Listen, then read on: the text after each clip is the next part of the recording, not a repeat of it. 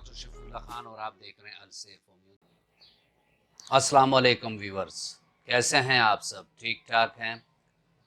काफ़ी दोस्तों ने व्हाट्सएप पर इंसिस्ट किया कि डॉक्टर साहब फिर माहौल चेंज हो रहा है, यानी मौसम चेंज हो रहा है और मच्छरों की भरमार है। तो पिछली बार भी ऐसे में डेंगू का काफ़ी मसला रहा, तो इस पर कोई वीडियो कर दें। दोस्तों, आज डेंगू पर बात करेंगे कि ये किस वजह से होता है और हम इससे किस तरह बच सकते हैं एहतियाती तदाबीर अख्तियार करके, और वो कौन सी ऐसी दवा है कि अगर वो हम लें तो डेंगू का शिकार ना हो। साथ में अगर डेंगू अल्लाह ना करे हो जाए तो उसमें हम क्या कर सकते हैं कि जिसमें हम अपना इलाज होम्योपैथिक तरीके से करें। और आखिर में मैं आपको ऐसे फूड भी बताऊंगा कि जो डेंगू के शिकार मरीज़ों को अगर आप देंगे तो वो बहुत कम टाइम में ठीक हो जाएगा।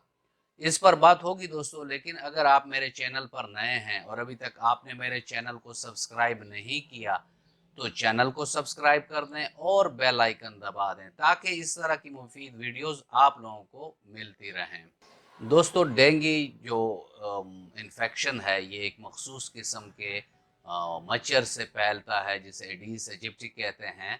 और ये इंसान, किसी इन्फेक्टेड इंसान को अगर ये मच्छर काट ले और बाद में वो किसी सेहतमंद को काटता है तो ये वायरस उसकी बॉडी में ट्रांसफ़र कर देता है। तो इसमें हम देखते हैं अब कि इसमें कौन कौन सी ऐसी अलामात आती हैं कि जो ये इंडिकेट करती है कि इस इंसान को डेंगू हो गया है।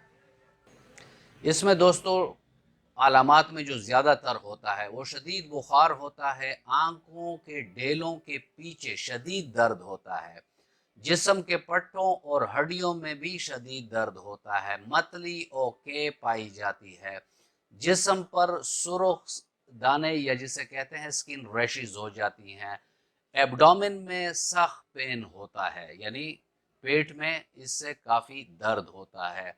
और एडवांस फॉर्म पर ऐसे मरीजों के नाक, मुंह से या मकद से कहीं से भी खून का अखराज हो सकता है, क्योंकि अगर प्लेटलेट्स की जो तादाद होती है वो बहुत ज़्यादा कम हो जाए तो फिर ये मसले शुरू हो जाते हैं।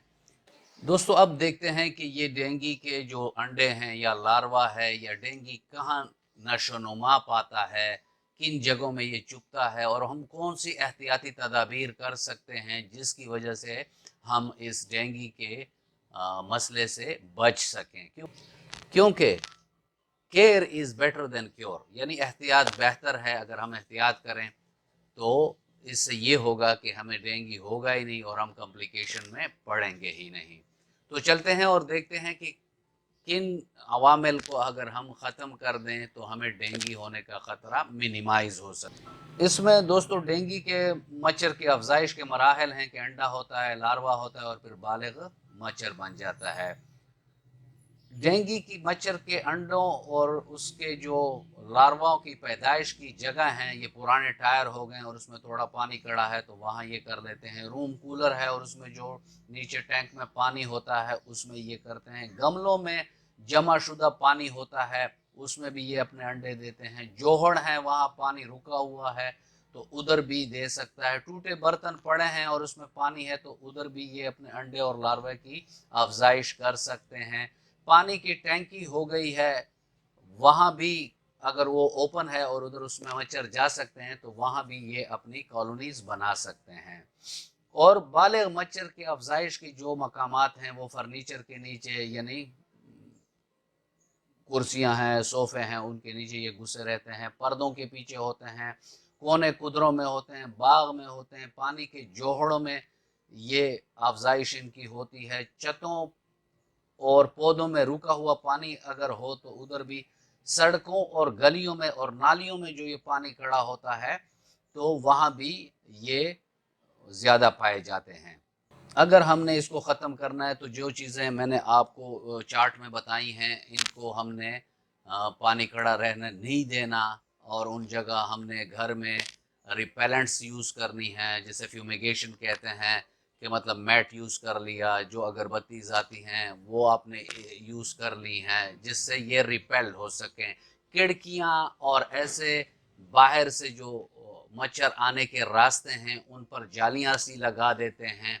खुद अगर बाहर निकलें तो जो हमारे एक्सपोज इलाके हैं उन एक्सपोज इलाकों को हम रिपेलेंट उस पर लगा दें, यानी मच्छर से बचने के लिए जो रिपेलेंट्स मार्केट में मिलते हैं तो वो लगा लें और अपने आप को इससे महफूज रख सकते हैं।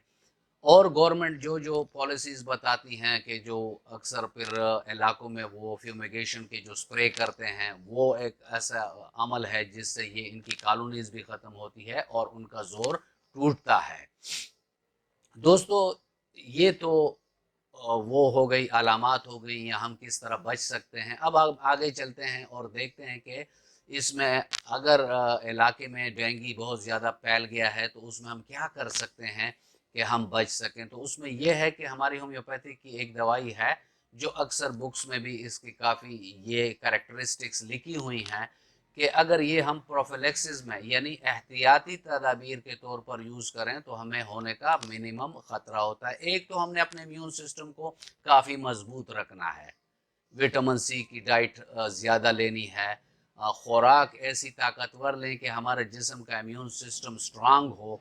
साथ में अगर हम यूपेटेरियम पर्फ होम्योपैथिक की एक दवाई है 200 ताकत में, ऐसे इलाकों में जहाँ डेंगू बहुत ज़्यादा फैल रहा है और हम लोग उसको सुबह 2 कतरे ज़ुबान पर डालें तो हत्तल वसा हम इस डेंगू के आफरीत से बचे रहेंगे।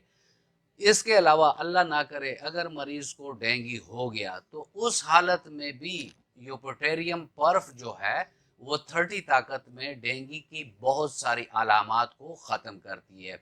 इसमें जो मेन अलामात हैं, तेज़ बुखार है, तेज़ बुखार इससे ख़त्म हो सकता है। हड्डियों और पट्टों के जो दर्दें हैं वो ख़त्म होती है। सर दर्द और मतली की कैफियत जो होती है वो यूपेटोरियम पर्फ 30 के लेने से ये भी ख़त्म हो सकती है। दोस्तों इसके अलावा अगर हमें बुखार के साथ सर्दी और कपकपी सी हो रही है, उधर भी यूपेटोरियम पर्फ बहुत बेहतरीन इसमें काम करती है। यानी यूपेटोरियम पर्फ आपके 60 to 70% जो अलामात होती हैं डेंगू फीवर के, तो उसमें ये एक बहुत बेहतरीन दवा है। अगर हमारा सर दर्द कर रहा है और फड़कन वाले दर्द हैं जिसे थ्रोबिंग पेन कहते हैं, अगर वो हो रहा है तो उसमें हमारी मेडिसिन आती है बेलाडोना। बेलाडोना 30 अगर आप 2-2 कतरे 3 टाइम देंगे तो मरीज के ये सर दर्द ठीक हो जाएंगे। ऐसी सुस्ती, काहली और बेताकती हो और मरीज लेटा रहना चाहे और उसमें हद दर्जा की कमजोरी हो तो उसमें जलसेमियम 30 ताकत में 2-2 कतरे अगर आप देंगे तो उससे भी मरीज की हालत काफ़ी बेहतर हो जाती है। नोजियाटिक एंड वोमिटिंग, नोजिया की फीलिंग यानी मतली की कैफियत और जिसमें उसको कै भी हो रही हो, तो उसमें हमारी दो मेडिसिन हैं, एक है एपिकॉक और एक है आर्सेनिक एल्बम।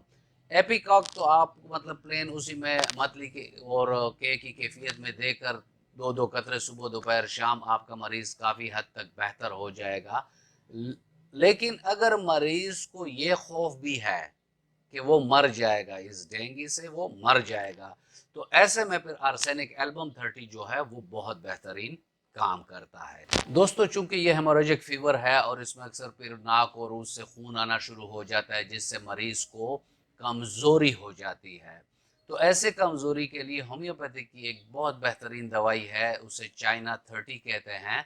चाइना 30 अगर 2-2 कतरे 3 टाइम मरीज के ज़ुबान पर आप डालेंगे तो उसकी जो खून ज़ाया हुआ वो कमी भी पूरी होगी, साथ में उसको जो कमज़ोरी का एहसास हो रहा है वो भी ख़त्म हो जाएगी। दोस्तों डेंगू में अक्सर ये होता है कि प्लेटलेट काउंट बहुत तेज़ी से नीचे आना शुरू हो जाता है जो कि फिर एक बहुत लाइफ थ्रेटनिंग सी कंडीशन हो जाती है और पेशेंट को चाहिए कि वो हॉस्पिटलाइज हो जाए। लेकिन अगर वो इसको होम्योपैथिक के तौर पर ठीक करना चाहता है और प्लेटलेट काउंट को बढ़ाना चाहता है तो उसमें क्रोटोलस हॉरियस हमारी 30 ताकत में बेहतरीन काम करती है।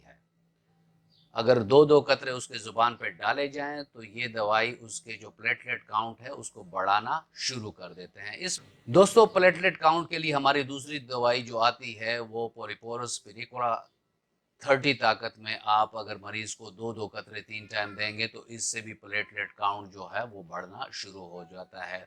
तीसरी दवाई जो हमारी प्लेटलेट काउंट के लिए अच्छा काम करती है वो है चिनिमम सल्फ 6C। ताकत को ज़रूर याद रखें, 6C में ये आपने इस्तेमाल करवानी है 2-2 कतरे सुबह दोपहर शाम ज़ुबान के ऊपर। दोस्तों, मदर टेंचर में कैरिका पापाया क्यों, ये दवाई जो है ये भी अगर हम मरीज़ को 3 टाइम नीम गर्म पानी में देंगे तो उससे उसके प्लेटलेट काउंट बढ़ना शुरू हो जाएंगे। ऐसे व्यूअर हमारे होम्योपैथिक में काफ़ी सारी दवाएं हैं जो अगर डेंगू के अलामात के मुताबिक दी जाएं तो उसके तकलीफ बहुत जल्द रफा हो जाती है। व्यूअर्स, इसमें देखें डेंगू पेशेंट क्या खा सकता है। जूसेस वो वाफिर मकदार में लें, कोकोनट का पानी जो है वो ज़्यादा लें, सादा पानी ज़्यादा लें, शरबत का इस्तेमाल ज़्यादा करें। उसके अलावा वेजिटेबल में जो ग्रीन लीफी वेजिटेबल्स हैं उसका इस्तेमाल ज़्यादा करें। अगर पपीता कहीं से मिल सके तो वो भी ठीक है, पपीता ना मिले तो उसके पत्तों का और नींबू का वो शरबत या पेस्ट बनाकर खा सकता है या पी सकता है। इसके अलावा ऐसे ग़िज़ाएँ वो ज़्यादा ले जिसमें प्रोटीन ज़्यादा हो।